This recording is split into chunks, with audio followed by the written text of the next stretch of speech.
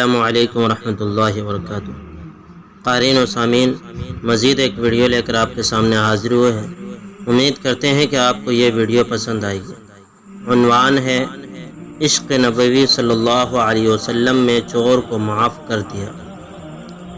ایک بزرگ حج کے سفر پر گئے، ایک جگہ سے گزر رہے تھے۔ ان کے ہاتھ میں ایک تھیلا تھا، اس میں ان کے پیسے تھے۔ ایک چور ان کے ہاتھ سے وہ تھیلا چھین کر بھاگ گیا۔ کافی دور جا کر اس کی آنکھوں کی بینائی اچانک زائل ہو گئی۔ اس چور نے رونا شروع کر دیا۔ لوگوں نے پوچھا، بھائی کیا ہوا؟ کہنے لگا، میں نے ایک آدمی کا تھیلا چھینا ہے۔ وہ کوئی بڑا مقرب بندہ لگتا ہے، بڑا اچھا بندہ ہے۔ میری آنکھوں کی بینائی زائل ہو گئی ہے۔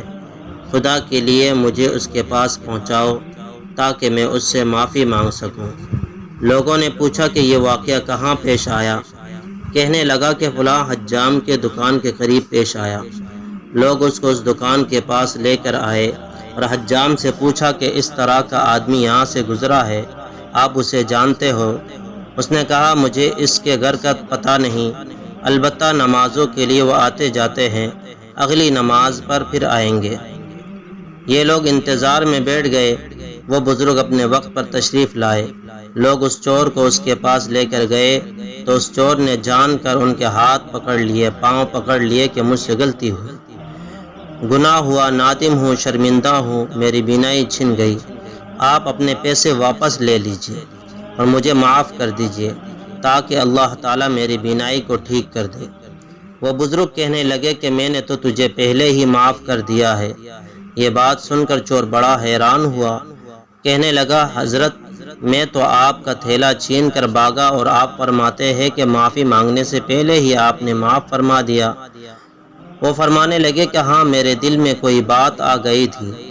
فرمانے لگے کہ میں نے ایک حدیث پڑھی جس میں نبی اکرم صلی اللہ علیہ وسلم نے فرمایا، قیامت کے دن جب تک میری امت کا حساب پیش کیا جائے گا تو میں اس وقت تک میزان کے قریب رہوں گا جب تک کہ میری آخری امتی کا فیصلہ نہیں ہو جاتا۔ میرے دل میں یہ بات آئی کہ اگر میں نے اس کو معاف نہ کیا تو قیامت کے دن یہ مقدمہ پیش ہوگا، اور جتنی دیر میرے اس مقدمے کا فیصلہ ہونے میں لگے گی، اللہ کے محبوب صلی اللہ علیہ وسلم کو اتنی دیر جنت سے باہر رہنا پڑے گا۔